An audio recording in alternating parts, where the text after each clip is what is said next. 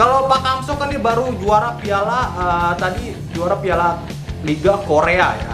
Tapi kalau Sintayong ini langsung juara Liga Champion Asia. Tapi kalau Sintayong ini prestasinya sama timnas Korea Selatan nih, bagusnya dia ya. Sampai ke final U23 AFC Cup ya. Itu juga dikit lagi juara sih ya, kalau tipis sama.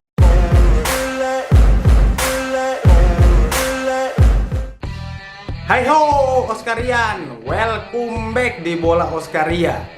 Di video kali ini kita akan ngebahas nih guys, dari pelatih kita timnas kita Indonesia, Sintayong ya, atas prestasi-prestasinya ya. Bukan hanya prestasi di Indonesia, tapi kita akan bahas prestasinya di Korea Selatan. Dan kita akan bandingkan nih sama rivalnya, rival abadi kita yaitu timnas Vietnam. Pelatihnya itu mantan pelatih yaitu Pak Hamso ya. Kita akan bandingkan prestasinya mana yang lebih bagus ya. Oke, langsung aja kita akan bandingkan. Kita ke prestasi yang pertama itu Pak Hamso dulu ya, sebelum kita masuk ke pelatih timnas Indonesia kita, Sintayong. Kita masuk ke Pak Hamso dulu ya. Sambil ngerokok dulu lah, biar santuy ya. Channel bola inilah, nggak apa-apa.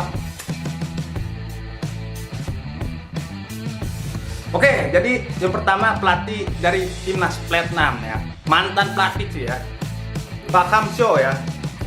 Kita mulai dulu itu Pak Hamso itu sebelum jadi pelatih dia itu sebagai asisten pelatih ya. Ya wajar ya, semua pelatih yang terkenal sekarang bahkan di pelatih dunia pun bermula dari asisten. Tapi nggak semua sih ya, ada yang langsung jadi pelatih. Tapi ya rata-rata ya dimulai dari asisten dulu. Pak Hamso ini dulu adalah asisten dari Gus Hiding ya, sebuah pelatih dari tim nasional Korea Selatan dulu ya, itu tahun 2002 saat Korea Selatan menjadi tuan rumah Piala Dunia tahun 2002. Nah itu asistennya itu ada si Pak Hamso tuh di situ tuh. Sekaligus dia belajar tuh sama Gus Hiding tuh ya. Sampai akhir kan Korea Selatan menembus sampai semifinal ya Piala Dunia, gila tuh sejarah tuh ya. Dan abis dari asisten pelatih Gus Hiding ya di Piala Dunia tahun 2022, Pak Hamso ini langsung latih klub ya, klub di Korea Selatan ya, Yeonnam Dragon ya. Dan dia itu membawa prestasi juara pada klub itu di Piala Liga Korea guys. Itu salah satu prestasi dari Pak Hamso di sebuah klub ya.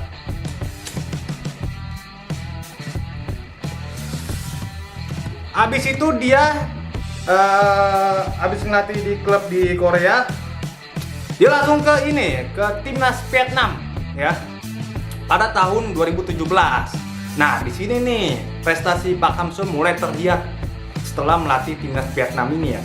Wah dulu kan Vietnam jauh di bawah kita ya, baik itu peringkat FIFA, ranking FIFA ataupun ya permainannya lah, skillnya. Ya kualitasnya di bawah kita dulu Vietnam. Begitu Pak Hamso masuk ke Vietnam, itu langsung berubah total tuh prestasi dari timnas Vietnam ini. Dan sekarang dia memuncaki apa ya, ranking terbagus ya di Asia Tenggara, di ranking 97 apa 95 tuh, paling tinggi di Asia Tenggara ya. Dia masuk tahun 2017 ke Vietnam dan itu prestasinya itu luar biasa. Juara AFF ya. Terus dia juga medali emas SEA Games tuh, mantap juga nih, udah 2 kali tuh dia bikin prestasi di timnas Vietnam. Dan juga masuk semifinal Asian Games, waduh luar biasa banget sini ya. Sekelas Asian Games loh, dia masuk semifinal. Dan yang paling mengejutkan itu Pak Hamso itu pada Piala Asia tahun berapa ya, umur 23 itu di Uzbekistan. Dia berhasil meloloskan timnas Vietnam U23 ke Piala Asia tersebut di Uzbekistan. Dan yang paling mengejutkan sampai menembus final.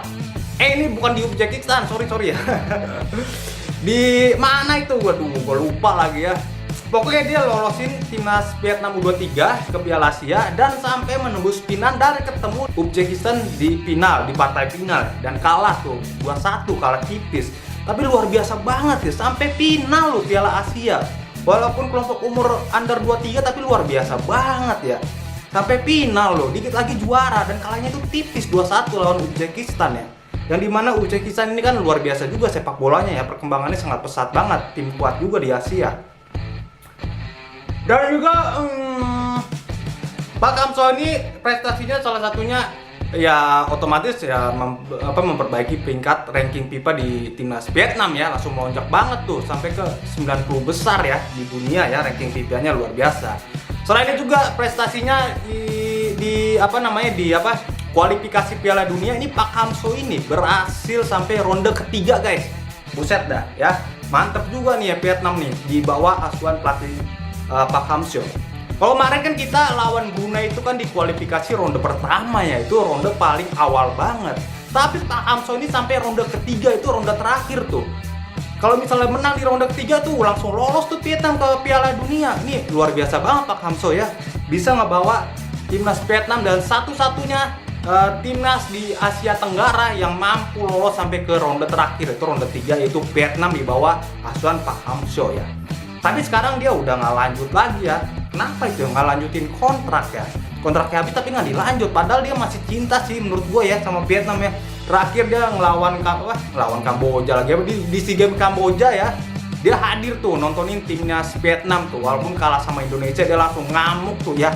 Kalian bisa lihat videonya di YouTube, langsung ngamuk tuh ketika gol terakhir timnas kita mencetak ke timnas Vietnam ya, dicetak ke timnas Vietnam, menang tuh kita ya, pelatih Indra Sapri. Dan ngamuk tuh pelatih Pak Hang-seo, masih cinta padahal ya, tapi nggak dilanjutin kontraknya.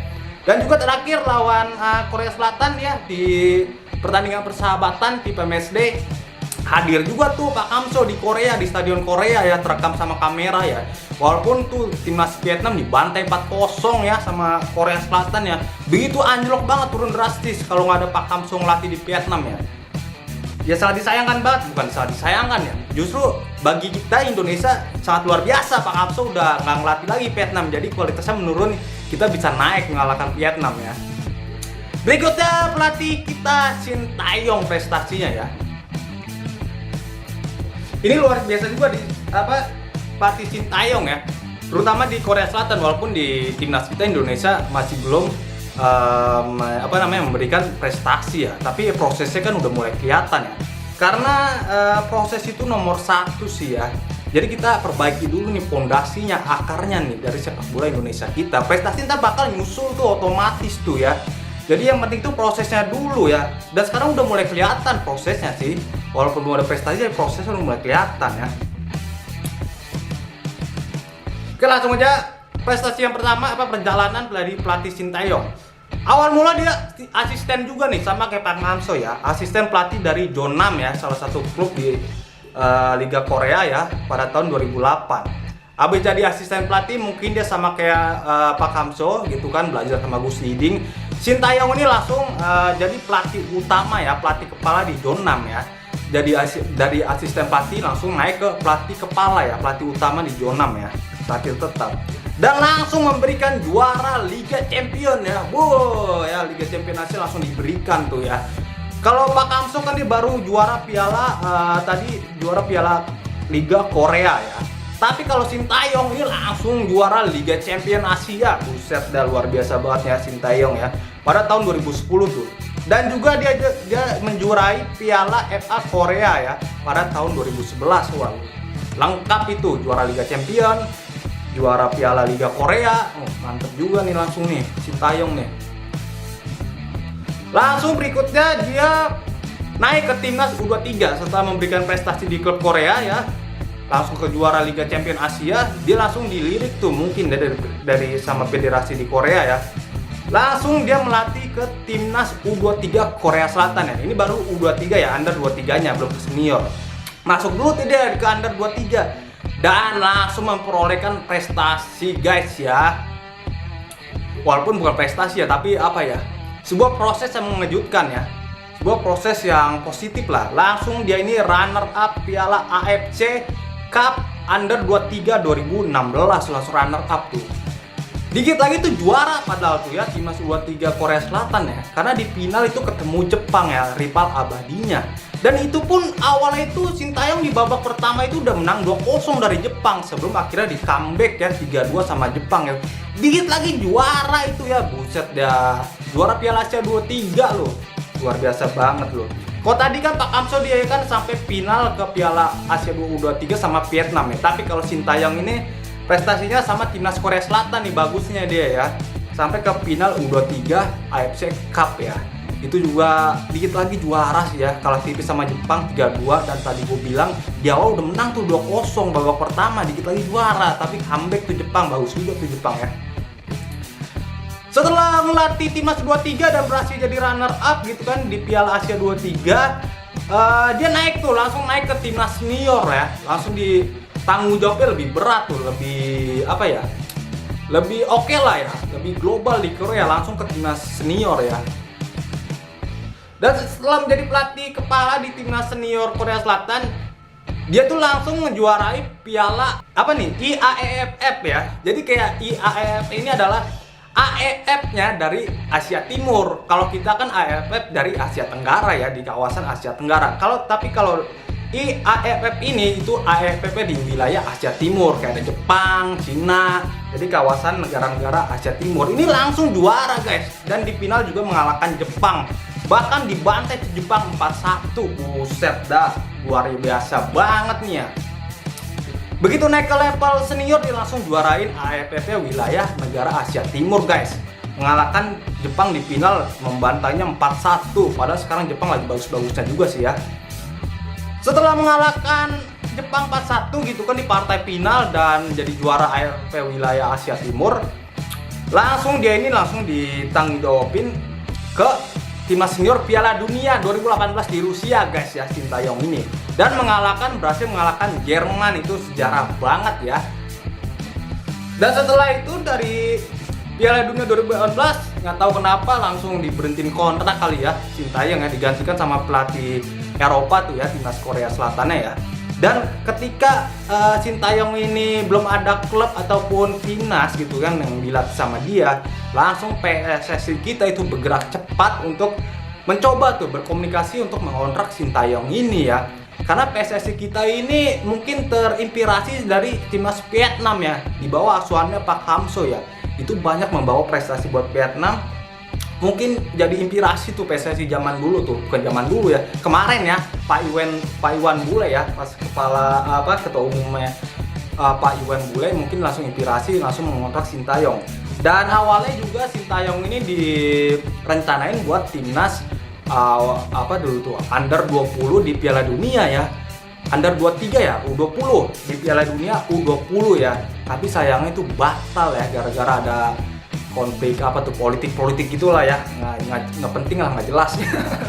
Sayang banget batal ya, padahal itu bisa promosi Indonesia juga, bahkan bisa mempromosikan mungkin naik ke Piala Dunia seniornya mungkin dari promosi 20 itu, tapi batal ya. Tapi kita sudah dipercaya lagi untuk menggelar Piala Dunia U17, bagus ya. Bisa promosi juga, siapa tahu kita bisa menjadi tuan rumah Piala Dunia seniornya ya.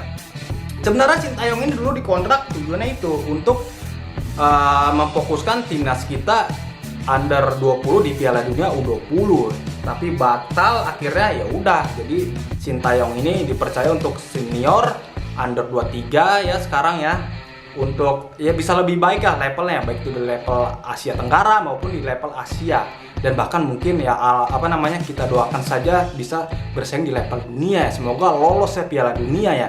Dan berikutnya prestasi Sintayong di timnas Indonesia ini berhasil membawa Indonesia menjadi runner up Piala AFF ya, walaupun kalah ya sama Thailand ya di final ya. Kita jadi runner up di Piala AFF dan juga perunggu ya, medali perunggu di SEA Games. Kemarin kan Indra Sapri emas ya, tapi Sintayong ini hanya perunggu waktu itu karena emang persiapannya juga sih ya, karena kan setelah COVID-19 ya. Dan juga membawa 3 kelompok umur timnas kita itu lolos ke Piala Asia semua guys ya.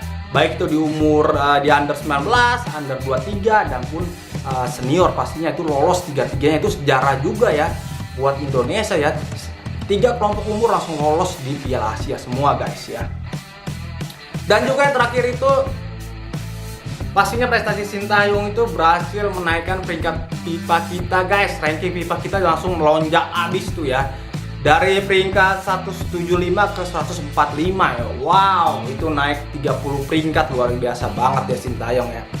Semoga proses Sintayong ini semakin membaik ya di timnas kita, karena pondasinya, akarnya ini sudah terbentuk nih. Tinggal proses aja lah ya.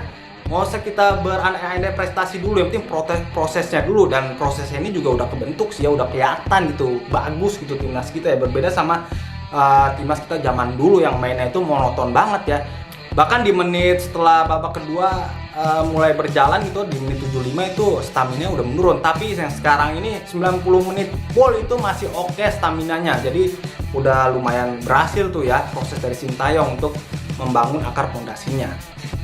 Oke, cukup sekian mungkin di video kali ini kita bahas tentang perbedaan prestasi antara Sintayong dan Pak Hangso guys.